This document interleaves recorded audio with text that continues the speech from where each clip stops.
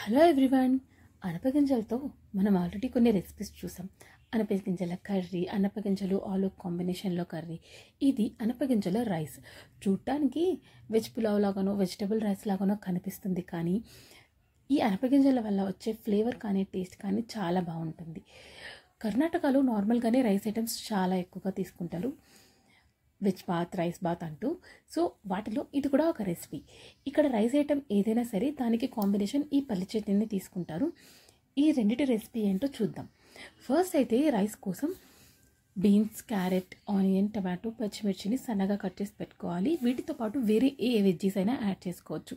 Beetroot కూడా add చేస్తారు.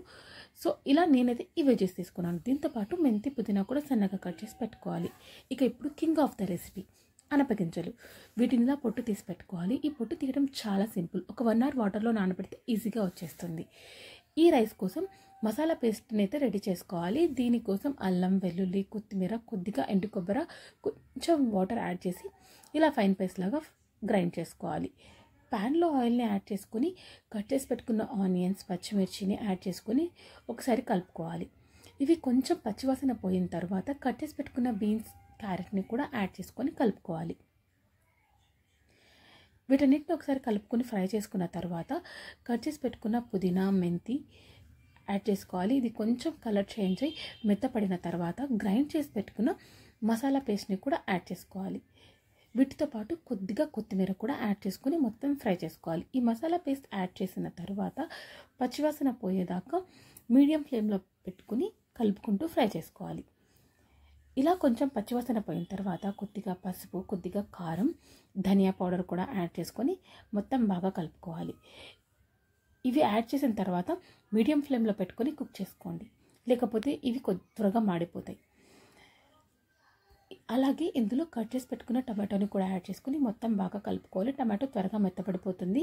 ఇది మెత్తపడే కొద్దీ వాటర్ రిలీజ్ అయ్యి అది కుక్ అవ్వడానికి సరిపోతుంది. ఒకవేళ వాటర్ సరిపోవట్లేదు అంటే చాలా తక్కువ వాటర్ యాడ్ చేసుకొని మూత పెట్టేసి మధ్య మధ్యలో తీస్తూ కలుపుతూ కుక్ చేసుకోండి.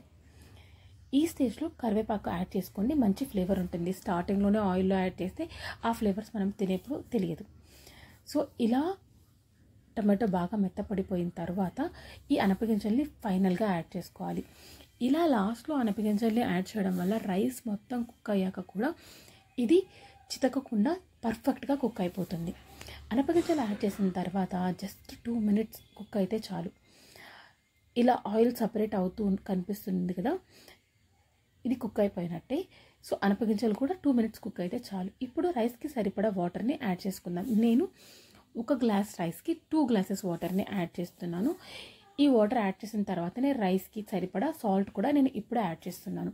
మీరు కావాలంటే ముందే మనం వెజ్జెస్ ఫ్రై చేసేప్పుడైనా యాడ్ చేసుకోవచ్చు. నేనైతే ఈ వాటర్లోనే యాడ్ చేస్తున్నా. ఇవి బాగా బబుల్స్ వచ్చి బాయిల్ అయ్యే టైంలో నానబెట్టుకున్న రైస్ని కూడా యాడ్ చేసుకోవాలి. ఒక 10 to 15 minutes ముందు రైస్ నానబెట్టుకుంటే చాలా బాగా కుక్ అవుతుంది.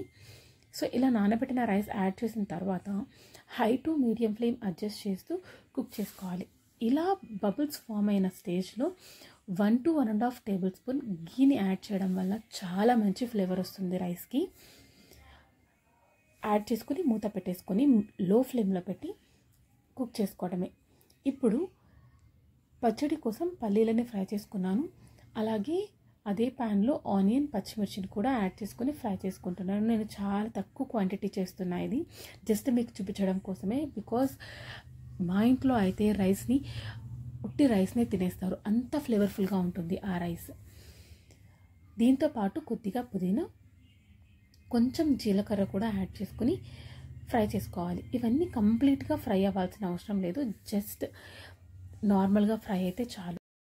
ఇవన్నీ చల్లారిన తర్వాత ఒక మిక్సీ జార్ తీసుకుని ఫ్రై చేసి పెట్టుకున్న పల్లీలు, ఆనియన్, పచ్చిమిర్చి, పుదీనా, జీలకర్రతో పాటు ఒక 5 నిమిషాల ముందు నానబెట్టిన చింతపండు, టేస్ట్కి సరిపోయే సాల్ట్ కూడా యాడ్ చేసుకుని గ్రైండ్ చేసుకోవాలి. కన్సిస్టెన్సీకి తగ్గట్టు ఇది గ్రైండ్ అవ్వడం కోసం కొద్దిగా వాటర్ యాడ్ చేసుకుంటూ ఈ కన్సిస్టెన్సీ వచ్చేలాగా గ్రైండ్ చేసుకోవాలి. ఈలోపు మన రైస్ కూడా రెడీ అయిపోయింది. చూసేసేయండి ఎంత పర్ఫెక్ట్గా కుక్ అయిపోయిందో కదా. అనపగింజలు కూడా ఎక్కడా చితికిపోకుండా కుక్ అయిపోయాయి. ఈ రెసిపీ మీకు నచ్చినట్టయితే మీరు ట్రై చేసి ఎలా వచ్చిందో నాతో కామెంట్ సెక్షన్లో షేర్ చేసుకోండి. And please like, share and subscribe our channel and stay tuned for more interesting videos.